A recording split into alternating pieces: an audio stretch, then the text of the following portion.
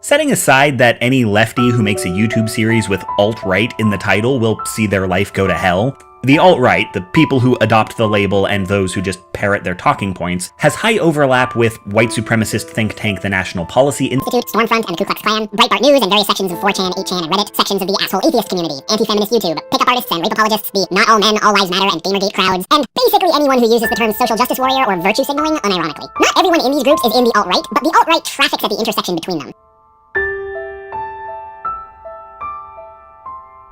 The term is meant as a euphemism, a way of painting a happy face on racism. And that's not an opinion. One of the stated aims of Spencer's organization is the removal of non-whites from American society. And the purpose of rebranding white supremacy with a term like alt-right is so mainstream white people are not made to feel like racists when they vote for racist people with racist policies. So every time a journalist writes an article about the dapper fashions of the alt-right and doesn't title it "Lipstick on a White Supremacist Pig," that journalist is being a coward.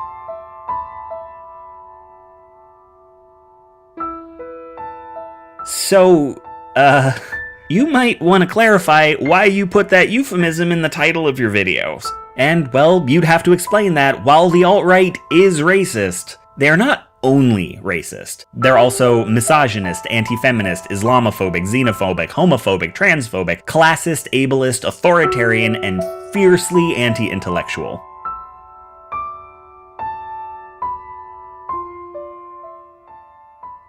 Racist. They are not only racist. They're also misogynist, anti-feminist, Islamophobic, xenophobic, homophobic, transphobic, classist, ableist, authoritarian, and fiercely anti-intellectual. So if you just did a find and replace of each instance of alt-right with white supremacist, you'd actually be leaving a lot out. You know, to just be grossly generalistic, you could put half of Trump's supporters into what I call the basket of deplorables. Right? The racist, sexist, homophobic, xenophobic, Islamophobic, you name it. The racist, sexist, homophobic, xenophobic, Islamophobic. The racist, sexist, homophobic, xenophobic, Islamophobic. The racist, sexist, homophobic, xenophobic,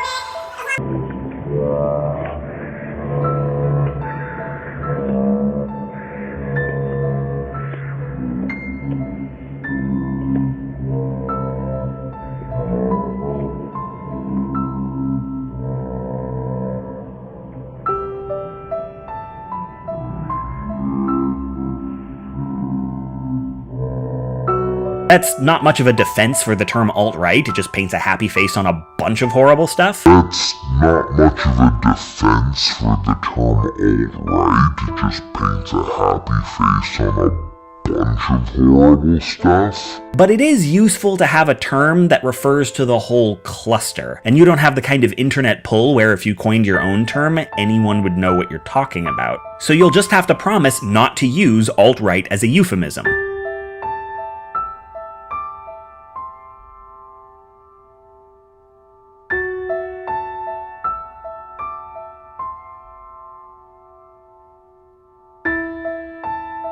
If you're stuck with their term, don't use it the way they want you to. About the symbol of the liberal media, the symbol of video game feminism, the symbol of trans activism. FYI, these are usually women and people of color. And these people aren't people to them.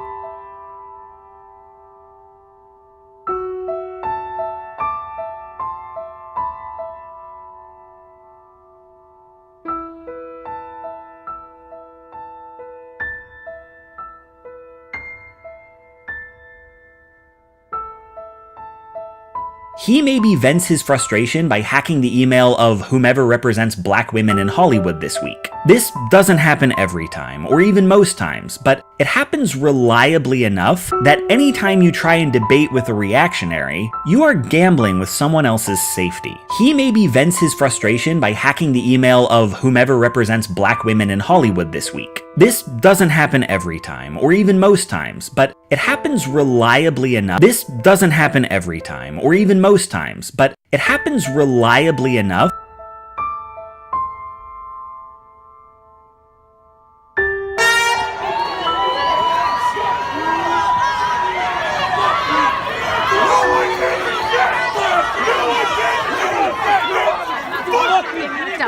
aren't people to them. They're just icons. He maybe vents his frustration by hacking the email of whomever represents black women in Hollywood this people. So while you leave the argument and have a lie down, eat a sandwich, feel better, he maybe vents his frustration by hacking the email of whomever represents black women in Hollywood this week.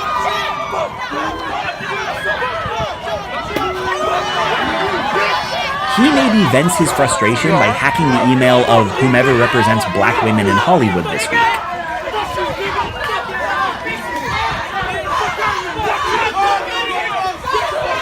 He maybe vents his frustration by hacking the email of whomever represents black women in Hollywood this week.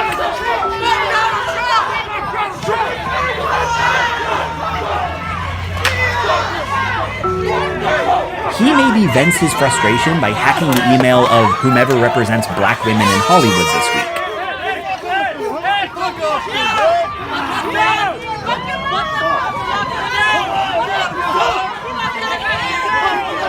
He maybe vents his frustration by hacking the email of whomever represents black women in Hollywood this week.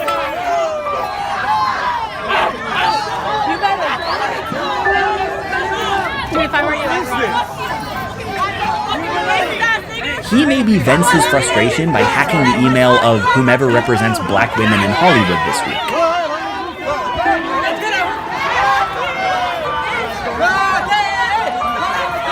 He maybe vents his frustration by hacking the email of whomever represents black women in Hollywood this week. The alt-right is always recruiting, always trying to expand its audience. And there are ways to reach their intended audience without engaging them directly. It's not only safer, it's often more effective to cut out the middleman, speak past them, not to them, and fiercely anti-intellectual, and speak past them, not to them, and fiercely anti-intellectual, and speak past them, not to them, and speak past them, not to them. Speak past them, not to them. You'll have to be clear that if people are coming to you for solutions, you do not as of now have any. You're not at solutions yet. Maybe you will be by the end of this, but for now, all you know is, if you want to win, you have to understand why you've been losing. And if you want to defeat an enemy, you have to know how your enemy thinks. Then, all that's left to say is, welcome to the alt-right playbook.